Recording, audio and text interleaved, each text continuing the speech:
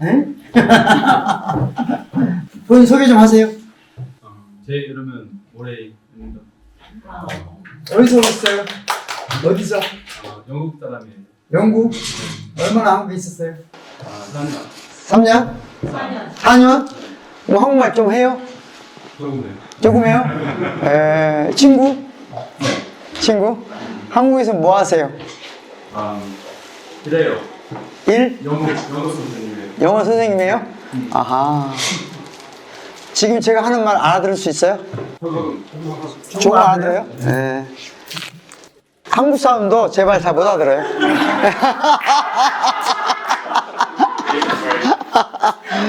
자, 그래서 이제 오늘날 저 주권 중심의 자유 의식을 가지고 정치를 틀을 만들려고 하는 사람들을 공화주의라고 그래요. 그러니까 공화주의. 그러니까 대한민국은 민주공화국이다 할 때 공화국. 그 공화란 말이 뭔 뜻이죠? 공화. 예? 공동으로 화합한다. 예, 뭐 다 그런 말이죠. 예, 레스푸블리카. 예? 원래요. 정확히 말하면 그러니까 모든 사람이 일반 민중이, 일반 국민이, 일반 시민이 관심을 가지고 일반 시민이 원하는 방식대로 합의한 방식대로 이루어진 것이 공화국이에요.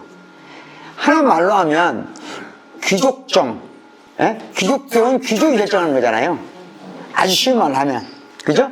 왕이 결정하면 왕정. 그런 의미에서 공화정이에요. 그럼 공화주의란 뭐죠?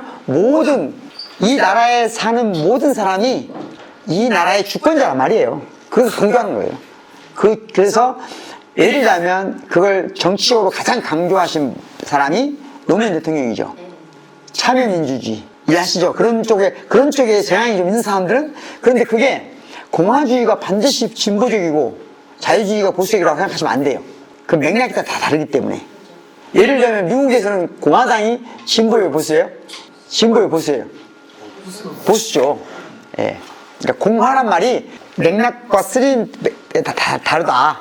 근데 공화주의는 저 주권자의 지위를 강조하는 거예요. 자유주의는 주권으로서 자유보다는 인권으로서 자유를 강조하는 거예요. 대체적으로. 이걸 막 설명하면 좀 너무 지루하니까 이런 그림 보죠. 이건 어디 그림이죠? 트럼프 씨에 충격받은 거죠. 예? 트럼프 지지자들이 국회의사를 점령한 거잖아요. 주권이라고 하는 것이 무조건 정당한 것은 아니죠. 예? 무조건 정당한 건 아니에요. 원래 그래서 주권과 인권은 상호 제약적이어야 돼요. 서로 규제할 수 있어야 돼. 아주 쉬운 말로 하면 이런 거죠. 예를 들어서 주권자라고 해서 무조건 그 자체가 정당한 건 아니란 말이에요. 그러니까 주권자의 행동이 뭘 통해서 통제돼야 돼요? 인권을 통해서 통제돼야 돼요. 그렇죠? 근데 인권은 동시에 주권을 통해서 통제돼야 돼요. 이게 무슨 말일까? 주권이 인권을 통해서 통제된다면 아주 쉽게 설명하면 이런 거예요.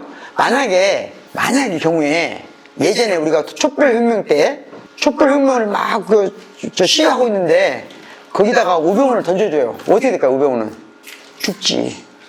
그런 게 있잖아요. 이해했죠? 그러니까 그건 안 된다 이거죠. 그러니까 우병우도 인권이 있는 거잖아요. 그것은 인권을 통해서 주권도 규제돼야 돼요. 주권자로서 무조건 정당한 게 아니라 이거죠. 그러면 인권은 또 왜 문제인가 하는 거거든요. 인권이 문제가 되는 경우는 아주 쉬운 예를 들면 이런 거예요.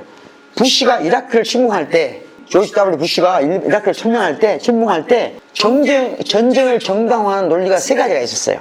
첫 번째는 뭐냐? 이라크에 대량 살상 무기가 있다. 네? 대량 살상 무기가 있다. 그 다음에 테러를 지원하고 있다. 그런데 이라크 침략 24시간 만에 부시가 공중파에 나와서 인정을 해요. 이 두 가지가 근거가 없다는 걸 인정해요. 미안하다고.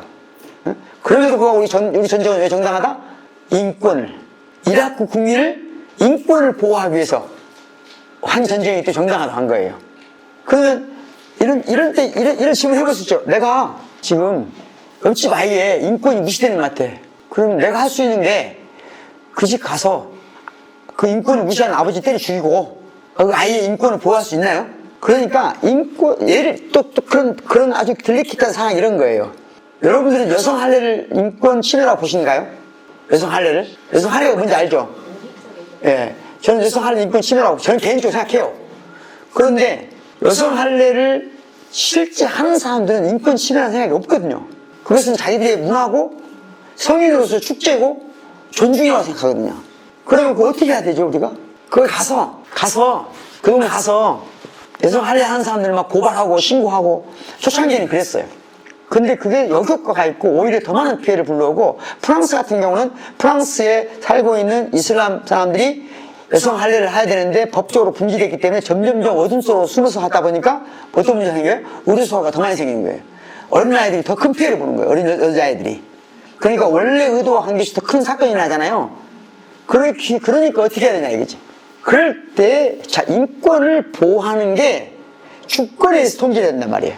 그러니까 지금은 어떻게 하냐면요. 예를 들면 여성 할례를 반대한다 내가. 그러면 반드시 그 사람들 내부에 여성 할례를 반대하는 사람도 있어요. 이해했죠? 아니 그런 외에도 반드시 그런 활동을 하는 사람이 있단 말이에요.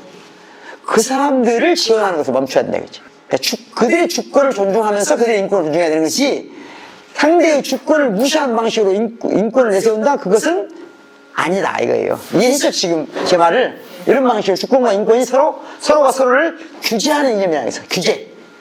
그러니까 인권을 통제하는 게 뭐라고요? 주권을 통제하는 인권. 이렇게. 그래서 이런 경우는 지금 이 자연의 혁명이 아니고 야만적인 자연의 폭동이다. 아까 그 자연. 사람들은 주권을 좋아할 것 같지만 여러분 집에서 아이들하고 우리 주권자들끼리 모여서 가족회의를 하자고 하면 아이들이 좋아합니까? 좋아해요 안 좋아해요? 해보셨어요 혹시? 아이들하고 회의했어요? 사람들은 주권 이거 좋아 안 해. 여러분 회의 많이 하시죠? 회의 너무 많이 힘들어. 너무 회의가 많아. 응? 그러니까 주권자로서 행동한다는 것이 생각하는 것보다 그렇게 그러다 보니까 이제 일본 같은 경우는 지나치게 일상적인 문제로 너무 많이 들어갔어. 그러니까 대개 주권자들의 우리 일반 시민들이 하는 주권 행동은 큰 틀에서 보면 세 가지거든요. 노동운동, 시민운동, 마을운동이에요. 노동운동, 시민운동, 마을운동. 우리 요즘에 인문학 공부하는 것도 일종의 인문학 공부하는 것은 대개 마을운동 범주에 들어간다고. 오히려 큰 틀에서 보면. 그러면 이 세 가지가 균형을 유지해야 돼. 나라 전체를 보면. 우리나라가 비교적 그런 편이에요. 이 세 가지가 다 균형을 어느 정도 조금씩 있는 나라예요, 우리나라가. 일본은 어떨 것 같아요? 일본은 여러 가지 상황이 안 좋아요. 안 좋은데 요 문제에 있어서도 일본은 마을운동이 지나치게 비대해요. 노동운동은 거의 없고 시민운동도 거의 없어요. 시민운동은 있긴 한데 마을운동과 결합되거나 너무 지나치게 국제적이거나 그래요. 아무튼 그렇다. 주권이라는 것도 항상 이렇게 좋은 것만 아니다. 저 오른쪽에 구스타프 융이라는 사람 알죠? 융? 들어본 것 같아요? 프로이트의 가장 가까운 친구이자 적인 사람이죠. 근데 그 사람이 한 말 중에 외로움이잖아요. 자유라고 하는 것하고 외로움하고 많이 대비되는 경우가 있어요, 사람들이. 우리가 조금 자유로워지려고 하다 보면 까딱 외로워지잖아요. 안 그래요?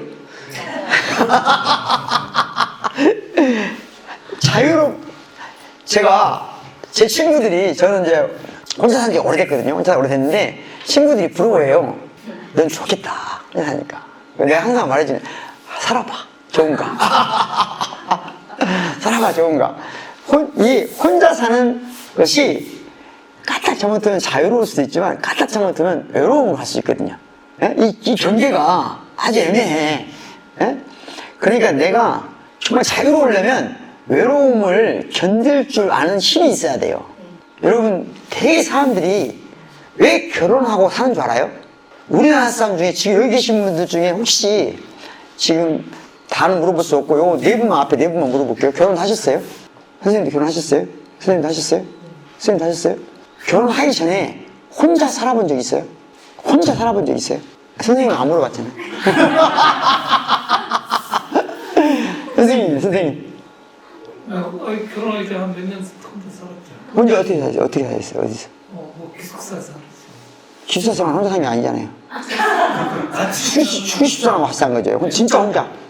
그건 같이 생각하면 혼자 내가 밥해 먹고, 혼자 아침에 일어나서 밥해 먹고, 모든 걸 다 혼자 하는 생활을 해본 적이 대개 우리나라 사람들은 지금 그걸 경험을 안 해봤어요. 그래서 못 해지는 거예요. 웃기려고 하면 좀 웃어줘요. 왜 따지지 말고.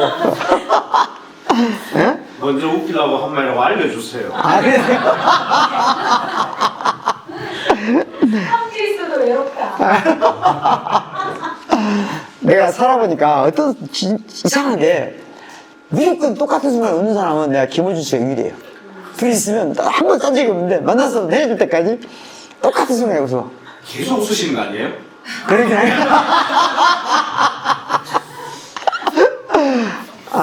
자, 아무튼 혼자 살아본 경험이 왜 중요하냐 하면 어렸을 때 제일 큰 엄마들 잘못이 뭐냐면요.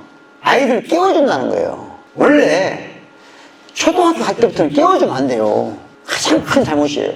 지금 초등학교 아까 엄마 안 나가니 깨워주면 안 돼, 깨워주면. 스스로 깨어나야 돼요. 예? 혼자 한 번도 안 살고 죽어서 혼자 되면 좀 이상하잖아요. 예? 한 번 혼자 살아봐야지, 그죠? 예? 그런데, 자, 그 외로움하고 혼자 사는 건 다른 거예요.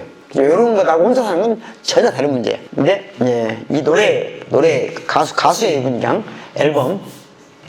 근데, 외로움이라는 것은, 우리 외국인 한번 설명해 주실래요? 한글로 이거? 예, 한번, 여기. 궁금 어때?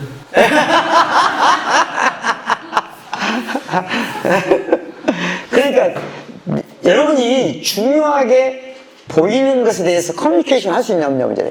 그러니까 내가 외로움을 느끼는 것은 나를 둘러싼 사람이 없었다는 게 아니라는 거예요. 나를 둘러싼 사람이 없을 때 외로운 게 아니고 뭐가 외로운 거다? 내가 중요하다고 생각하는 문제에 관해서 커뮤니케이트 할 수 있는 조건이나 능력이 안 되는 거예요. 그러니까 저는 대부분의 시간을 혼자 보내거든요.